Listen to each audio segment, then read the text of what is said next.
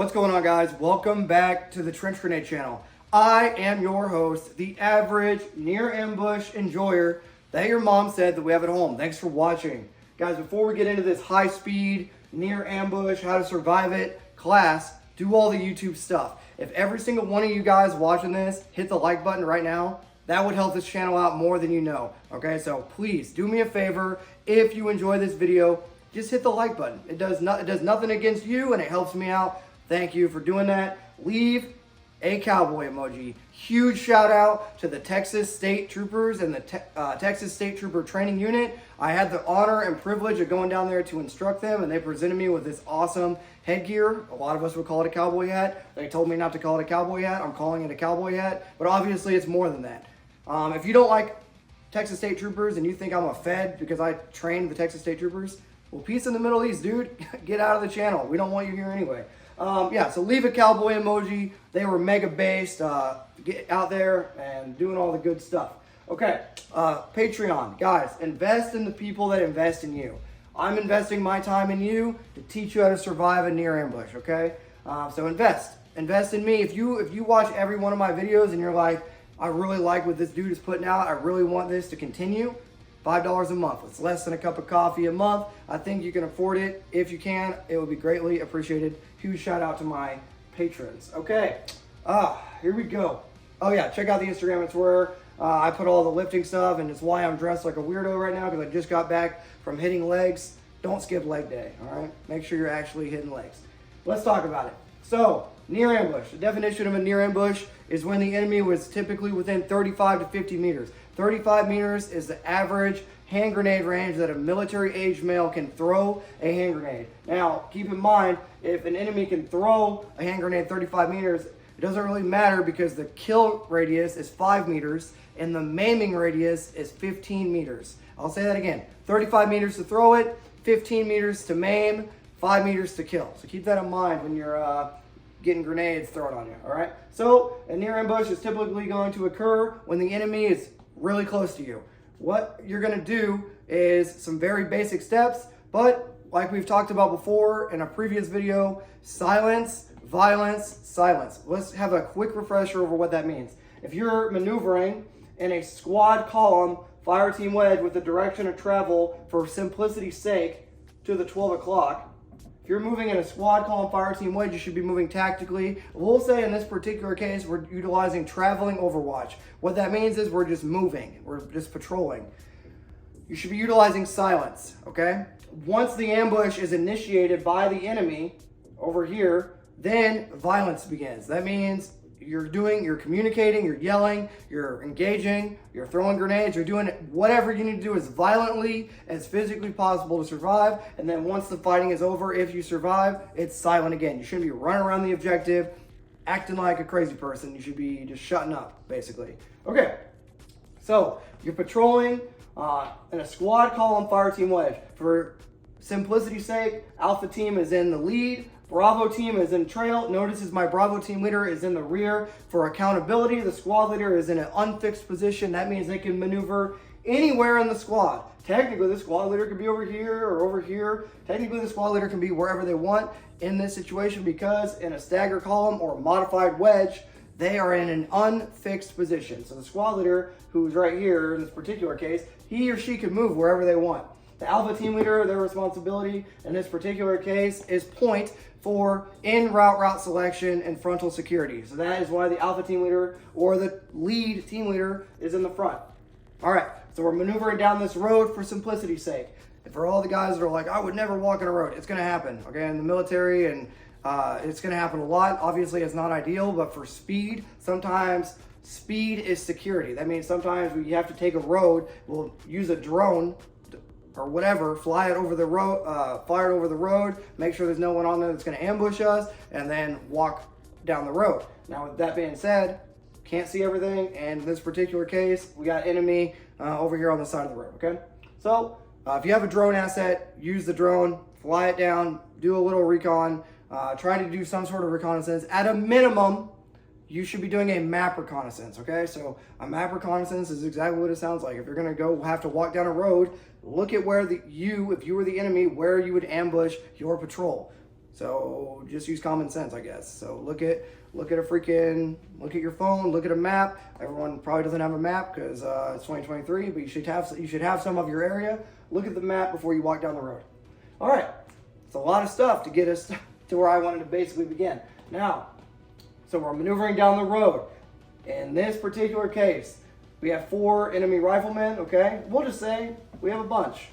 We have a bunch over here, okay? The enemy starts engaging us. It's going to be pretty counterintuitive what I'm about to tell you.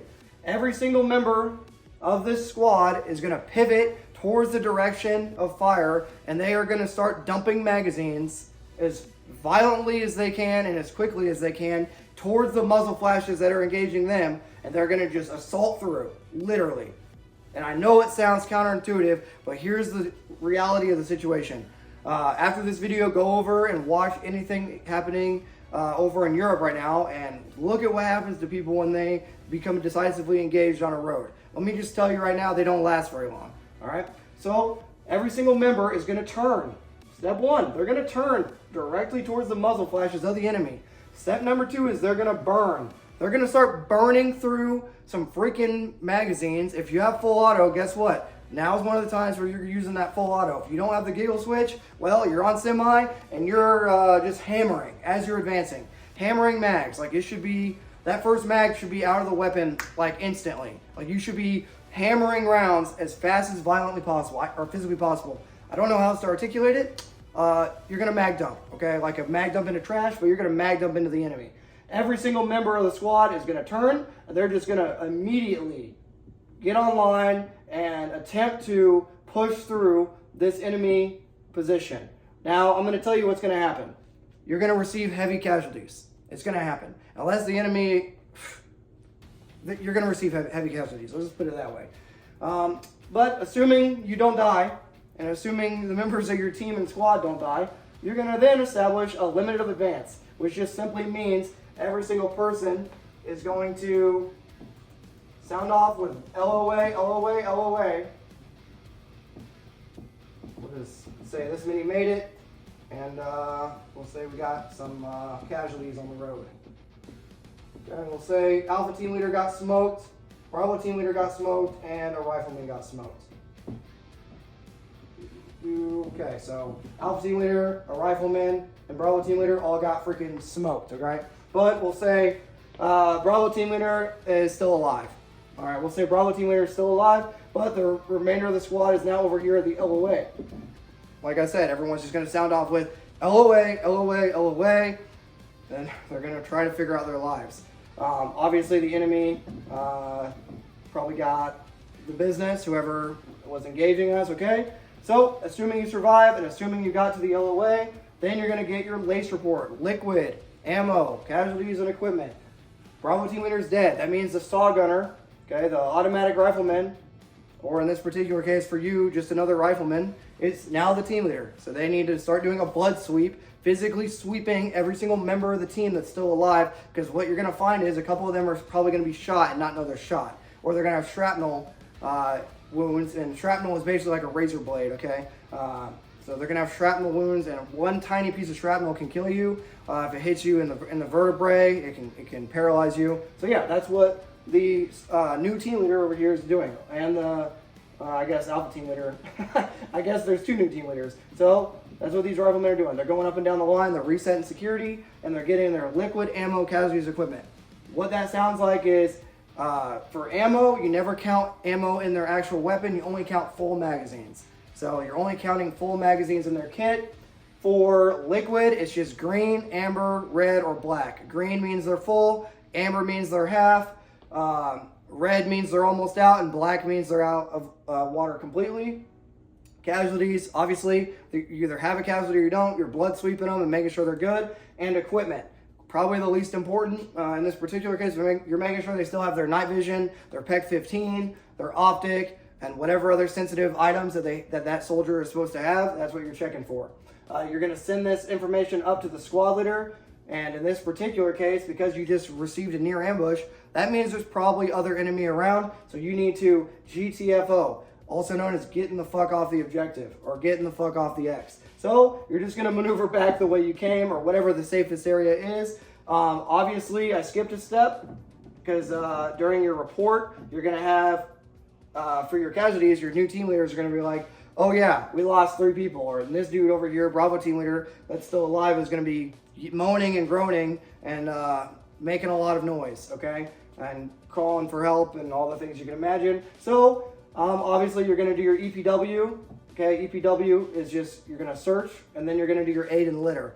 Obviously, what that means is an aid and litter member of the squad will go over and they will assess and they'll drag a Bravo team leader over to the squad off the line over here. Okay, so Bravo team leader will get dragged over here. They'll apply whatever tourniquets or chest seals and everything like that they can do hastily.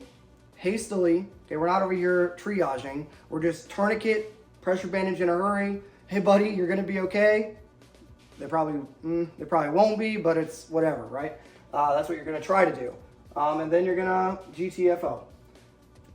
Okay, if you answered on our most recent poll when I asked about near ambush, I put a poll up or whatever, and if you answered, oh, we just stay online in the road, you're dead, and I'll tell you why. Go watch the movie We Were Soldiers. The very first 10 minutes of We Were Soldiers, when the French are all on the road and the North Vietnamese army, when they completely overrun them and destroy them, that's what happens when you stay on the road in a near ambush. Okay, so go watch the beginning of We Were Soldiers if you don't believe me, or go look in Ukraine what happens when they stay on the road.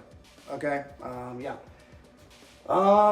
If you answered in the poll, you're gonna try to bound back. Well, guess what? Now the enemy is just gonna keep shooting you as you're trying to bound back because they know where you are. Okay, so in summary, you're gonna turn, you're gonna burn through as much, you're going to turn towards the enemy, you're going to burn through as much ammunition. Be wary if you do have hand grenades, right? Because you have to safety clip, then you got to twist the pull pin, and it's really hard. If you've never thrown a grenade in real life, it's really hard to get the pin off, really hard. That's why we recommend wearing gloves, because actually pulling the pin on a grenade is harder than you think, but we're not going to go down too much of a rabbit hole. But be wary if, as you're turning and as you're burning towards the enemy, if you throw a grenade and you're going that direction, how do grenades explode? If this is your grenade, how does it explode? It explodes up and out, right? So all that shrapnel is going up and out. So stay low and don't grenade yourself. Okay. All right, guys. If you enjoyed this video, hit the like button. Leave a comment. Leave your Texas Ranger or Texas State Trooper emoji down below, your cowboy emoji. Let me know what you want to see next. I got a couple videos in the pipeline that I've already scheduled. As you're seeing this, there's a couple more videos that are going to be scheduled to upload, okay? Thanks for being here, guys. You guys are mega based. Thanks for supporting me. And until next time, this is going to be Trench Grenade, your average Texas State Trooper enjoyer that your mom said that we have at home. Cheers.